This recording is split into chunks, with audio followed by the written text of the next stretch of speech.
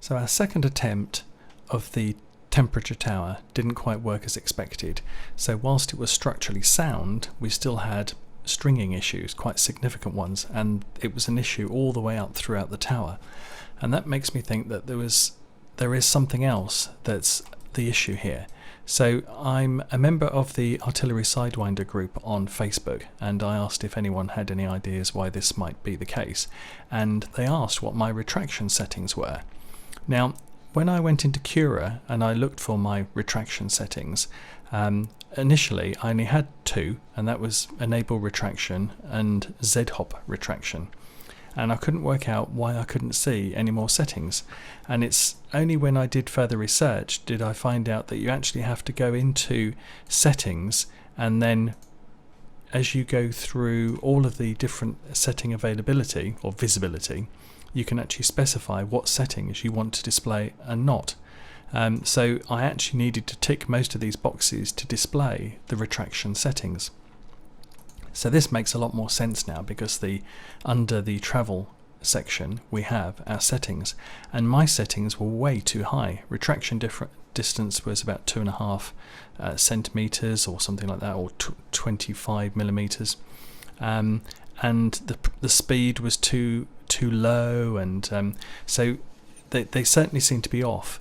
So I've reduced the retraction distance down to 0.5 millimeter, and then I've set the retraction speed to be the same speed at which I'm printing, 50 millimeters per second. So now I've set the settings which I think are probably better than they were. So what I'm going to do now is I'm going to go through the process again. So I'm going to save the GCode file, I'm going to modify the GCode file, and then I'm going to work out where all the temperature changes need to be, and then we can print it again and see what the end result is. So here we are back in Repetier. I've got the model loaded, and I'm just going to work out the layer changes just in case the layers have changed with these retraction settings changes. I'm presuming they haven't, but I just want to check them anyway. So if we go to edit GCode, and then we go to the layer range, and then we can, if I zoom in a bit, and then I should be able to see where it gets to the first setting.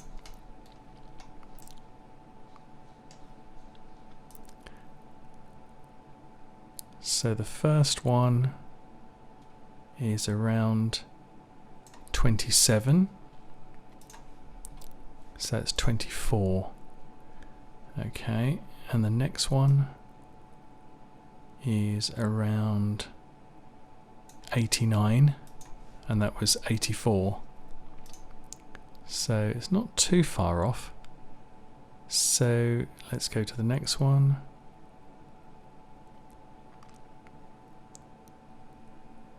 That's 152, 148. So it's not far off what it was. So I think what I'm going to do is I'm going to use those original numbers, just because they are very close. Might be just 4 or 5 layers out based on what they were previously. So that's around 270, and that's 270. Yeah. So I'm going to use the original layers in the file, and we can work that out from there.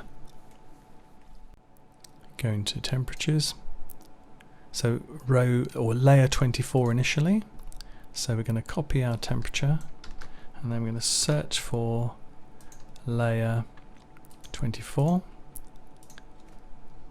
paste that in, so this is going to be 230.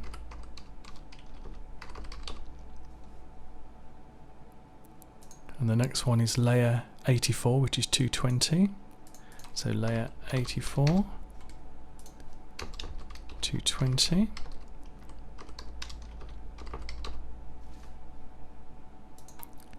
Layer 148, which is 210.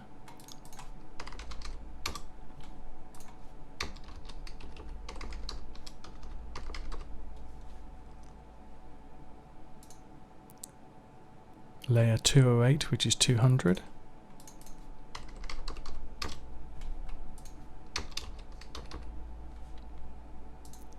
Layer 270, which is 190.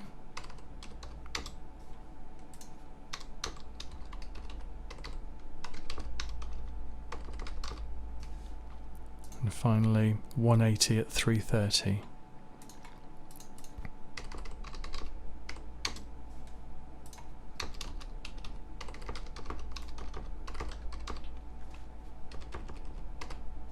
Okay, so that's basically got all our temperatures done on all our particular layers, and we can save this file and then copy it to the memory stick and print it and see how it comes out.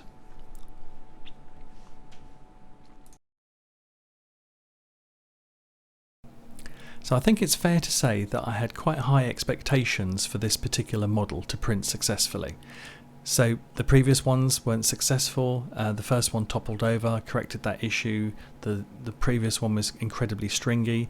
So having put in extra research into trying to reduce stringiness, get all the settings as good as they could be, to get all the retraction settings optimized so the print could be literally the best it can be. Imagine my surprise as I watched the print and kept coming back to it every 20 minutes or so, that the print was stringy again. And the stringiness was probably even worse with this particular print, and then as it got further I noticed that then the tower toppled over.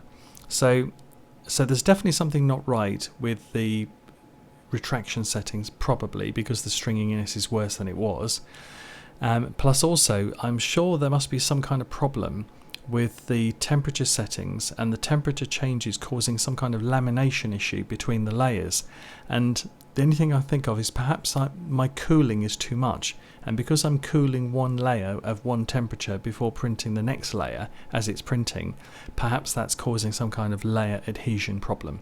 So I can't imagine I've come up with the an unprintable model, and there must be a setting that, or a number of settings that will allow this to print successfully. I just haven't been able to find them yet, so I'm going to continue searching and hopefully we'll work it out. Thank you for watching.